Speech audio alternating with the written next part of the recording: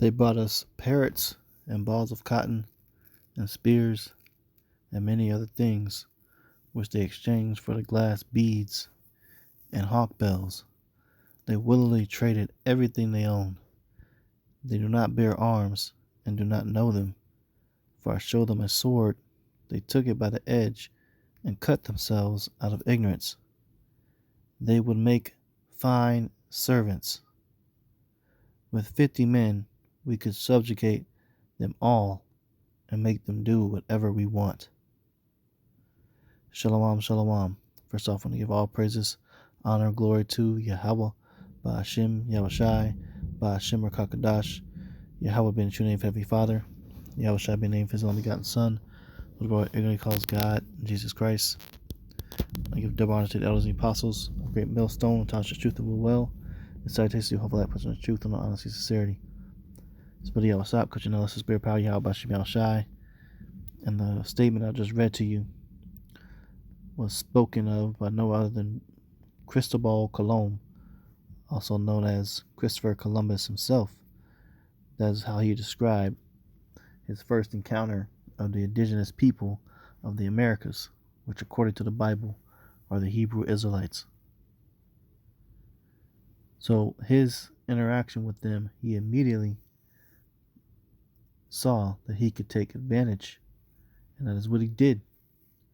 We're going to give you the true account, the history of this man, this devil, because he was given, a federal holiday based upon his actions and things that he did to pave the way for quote-unquote America, aka Babylon the Great. Now this dude, all the atrocities that he did was swept under the rug, and we're taught in school that he discovered this place and did all these great feats. This guy was nothing but a conqueror, man. A bloodthirsty, rape, robbing, pillaging, damn devil, man. And so now, President Joe Biden has declared the Columbus Day as quote-unquote Indigenous Peoples Day. But that doesn't mean shit. You're going to give them a federal holiday and you don't even call off work for it. And on top of that, who gives a damn about giving us a federal holiday? We want real reparations. We want you damn devils to go into slavery and pay for what you did. Because yet you're sitting here talking about you're going to create an Indigenous Peoples Day, but yet you still got indigenous people being told that they're here illegally and got them in camps at the border, right? Because guess what? The so-called Hispanics or Mexicans that you got saying that are here illegally, that you're deporting, this is their land. They were here before you damn devils, you crackers came over here, man. But you see the hypocrisy and what they do? So we're going to go into some scriptures. I'm going to also get into another article here that's going to give you the account. I want to show you some pictures here, some images of what they did to us, man. All right, this is one of the most popular things they did. They had hunting parties with their dogs, and they would specifically have a pack of bloodthirsty dogs, and they would watch them rip the Tainos, men, women, and children alive. And you see the depiction here, the illustration. They drew pictures of this. They had sports and fun and game. They made games out of it. They used to do something, a game to the pregnant women. They made a little sick game, a little toy, this Mexican toy, right? And it has a stick with like this bucket on top of the stick. So the goal is you throw you have the loose bucket on top. You toss it up, and you have to be able to catch the bucket through a specific hole to win the game on top of the sharp pointed stick or instrument. Well, that game goes back into what they did with the pregnant women, is they would have fun and seeing if they could thrust their sword and impale the woman through her vagina and stab the baby and cause it to pop out her stomach. They did this, man. They use our children, our infants, as dog baits. Or they would also hold games and see and which one could use their sword the proper manner to disembowel the indigenous people in hopes that their guts would come spilling out with one swipe of the sword, man. They had rape parties for what they did to our women. They loved cutting the children out the womb.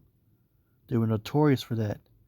And they burned our people alive at the stake if we did not accept their Christianity. This is what they did. They enslaved them to the point of pretty much genocide, took all the gold. The land in Puerto Rico, they named it that based off the substance, because the natives were wearing so much gold.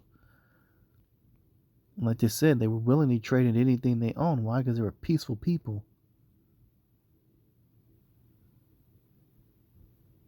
So they came and they stole everything, and they labeled that land Richport. That's what Puerto Rico means. So you see all these illustrations and these drawings of them killing us and torturing us to death. If you did not produce enough gold within a specific time, they would cut off your nose and chop off your hands. And they would work you to death.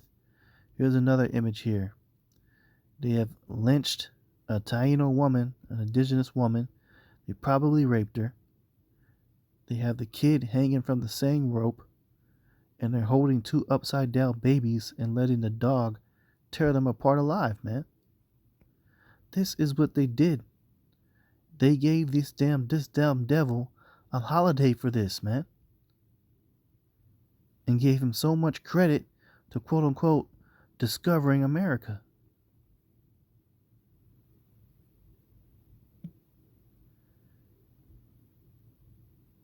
You see this? There's another photo here. An illustration. What he was doing was they would play a practice on how well they can cause the baby's brains to splatter against the wall. So he's smashing that baby's head against a rock. He's holding it by the legs, and he's getting ready to fling the baby against the brick wall to kill it. Meanwhile, he's burning the Tainos alive. This is what they did to us, man. This is history that is written down and documented by Cristobal Colon himself. And they said this dude shed so much blood from swinging his sword so much that his sword literally got stuck to his fucking hand, man.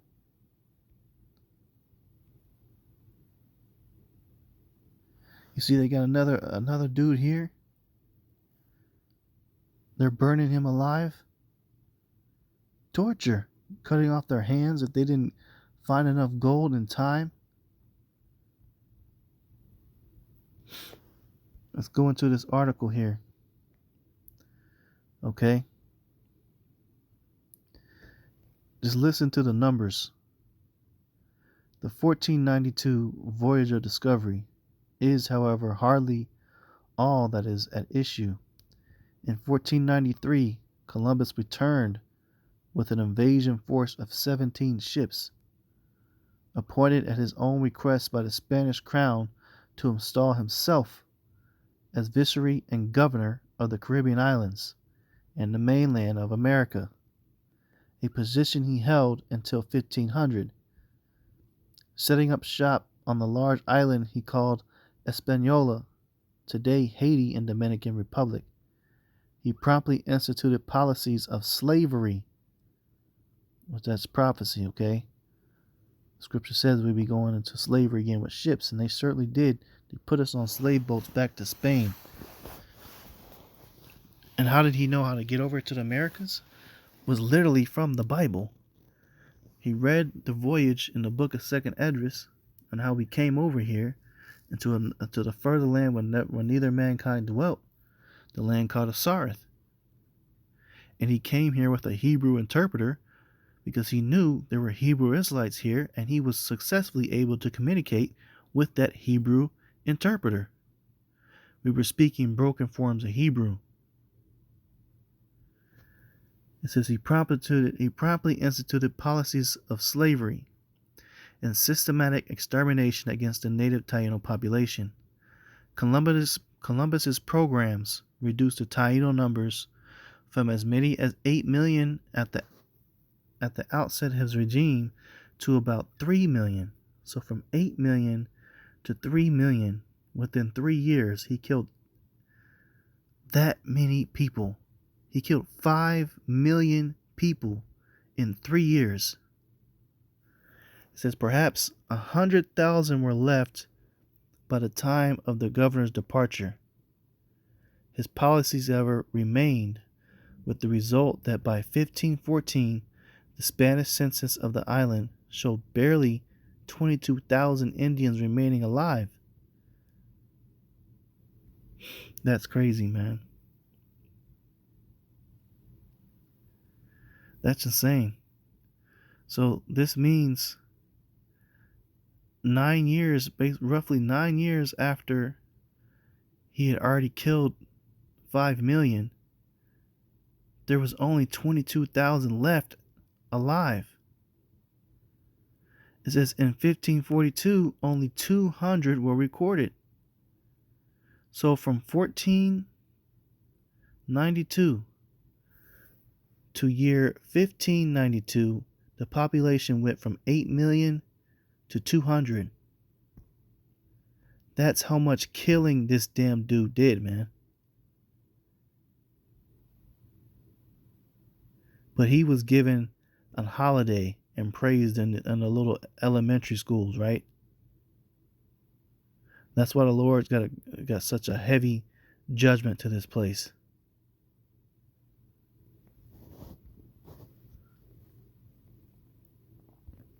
This is the book of John 10, verse 10.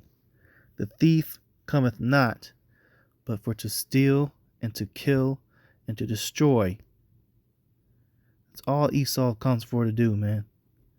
It says, I am come that they might have life and that they might have it more abundantly. So the Lord is about life, living. He created the heavens and the earth.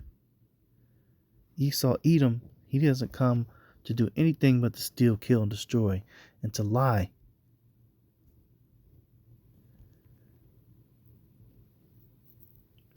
It's the book of John 8:44. Ye are of your father the devil, and the lust of your father ye will do. He was a murderer from the beginning, and abode not in the truth, because there is no truth in him. So from the beginning, Cain was a murderer from the beginning.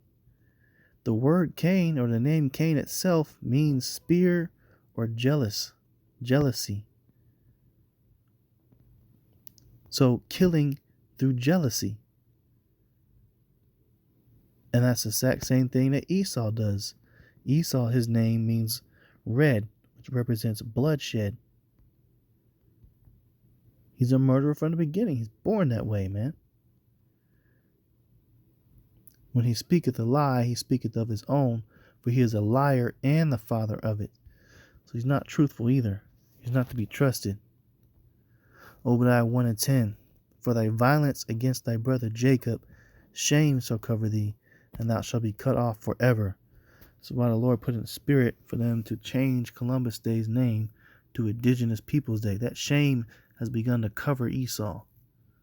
He doesn't want the world to know what he's been doing.